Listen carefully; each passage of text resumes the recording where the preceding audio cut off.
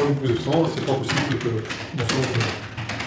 Le sang a été vérifié, on a vérifié votre identité. Et voilà, on a vérifié 2 fois, donc voilà. Donc la personne qu'on a convoquée est arrivée. Il est à l'heure. Il est à l'heure.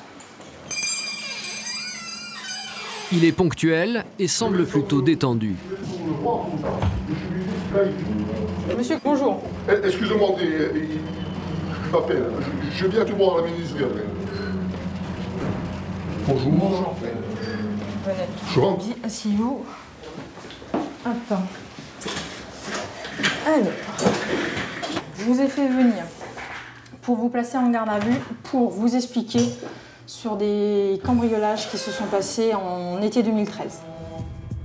L'enquêtrice a le casier judiciaire du suspect sous les yeux, mais pour commencer, elle veut jauger son état d'esprit et surtout sa sincérité. Est-ce que vous êtes connu de la justice? Et si oui, pourquoi? Quelques petits trucs, oui, je ne vais pas me cacher. Dans ma jeunesse, c'est vrai que... Dans la jeunesse, il n'y a plus rien depuis quand? Je suis pas un saint. Pour ce quinquagénaire, la jeunesse semble éternelle. L'homme est sous bracelet électronique pour une condamnation qui date de moins d'1 an.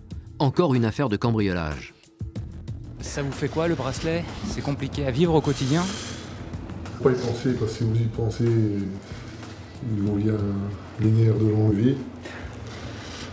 C'est ce qui m'est arrivé en premier, là, quand j'ai pris la douche. Je l'ai tiré, il s'est détaché. Ah, ça se détache facilement alors? Ouais. Ils sont venus, bon, j'ai appelé, ils sont venus me le remettre. Bon, je pense pas que si j'y pense après, ils me montent les frissons. Ouais. Mais bon, je sais que bon, les heures, elles sont bonnes, ça va.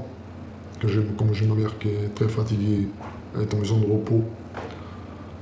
Et tous les jours, tous les soirs, j'y vais, je m'occupe. Alors ça fait que... bon. Vous vous attendiez à être appelé pour ça? Non, d'habitude, ils viennent me prendre à la maison. Alors. Ça a été plus sympa. Voilà. On vous a laissé venir, suivant votre emploi du temps. Oh, je trouve ailleurs. Voilà. Après cette entrée en matière plutôt détendue, les choses sérieuses vont pouvoir commencer. Donc vous avez le droit à faire prévenir quelqu'un. Est-ce que vous voulez qu'on analyse votre femme ou quelqu'un? Oui. Donc vous avez le droit d'être assisté d'un avocat. Si j'en ai besoin, oui. C'est vous qui voyez. Soit vous avez un avocat, soit j'appelle un avocat commis d'office. On l'attend pour commencer l'audition. Avocat commis d'office, ça marche. Quelques minutes plus tard, un avocat commis d'office du barreau de Bastia rejoint son client. Bonjour. Comme la loi l'autorise, il va s'entretenir avec son client avant le début de l'audition.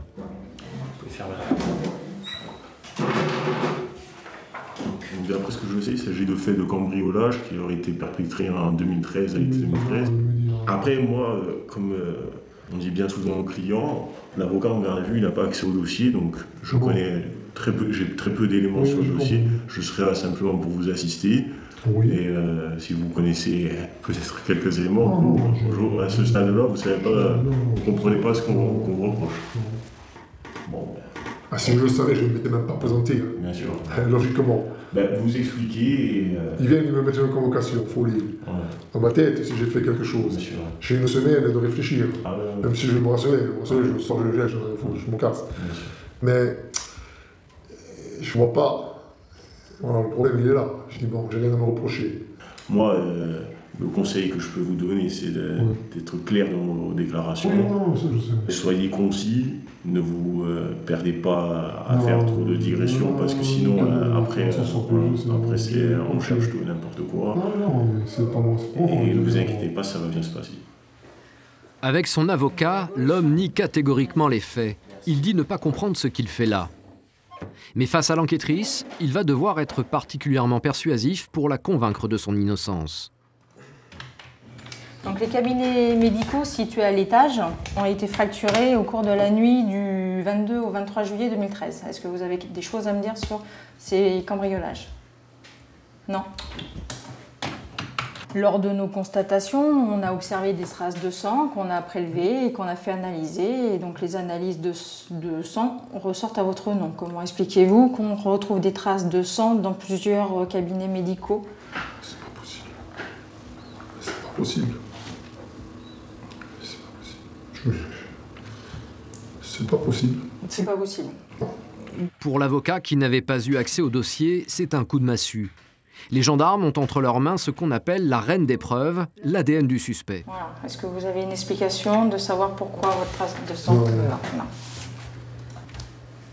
Trace de sang dans la partie intérieure du montant de la fenêtre. Moi, qu'est-ce que je viendrais faire là, dans ce truc-là, pour prendre quoi? Il y a de la liquidité facile à prendre. J'ai un problème dans ma tête, en sachant que ma belle-sœur, elle travaille là, et je vais casser un truc dans le fond de prise de sang. Je suis fou, là. J'ai un problème grave. Vous comprenez? Comment moi je vais expliquer au procureur que votre sang il est retrouvé à plusieurs endroits Je suis d'accord. et que vous me dites que vous n'y êtes pour rien. Moi je peux pas l'expliquer au procureur. Ah, mais moi, je vous dis que je n'ai rien à voir. Je n'ai rien à voir. Je sais, mais la situation. Mais je n'ai rien à voir. Il y a un problème. Faites-moi une prise de sang, c'est pas possible que mon sang. Le sang a été vérifié, on a vérifié votre Et bien sûr que c'est moi. et voilà, on a vérifié 2 fois, donc voilà. Il y a un problème.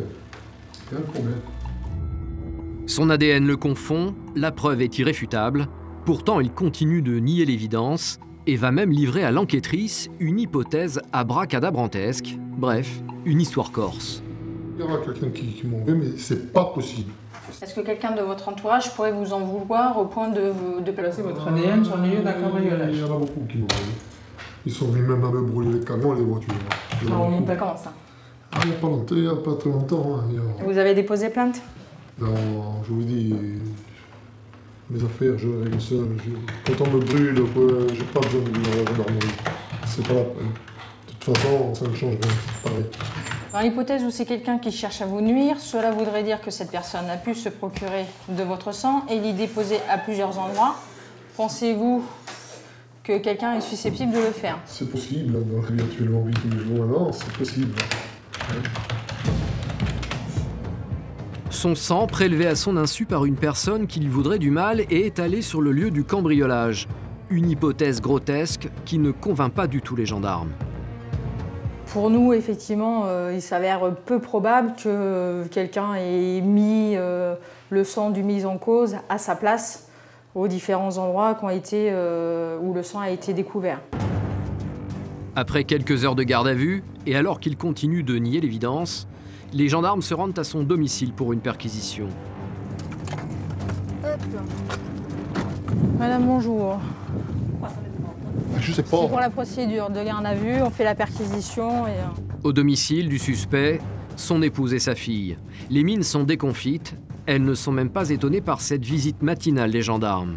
Une de plus. Une cuisine? La pièce d'à côté, c'est quoi? C'est ma chambre. C'est le salon, là. C'est votre chambre.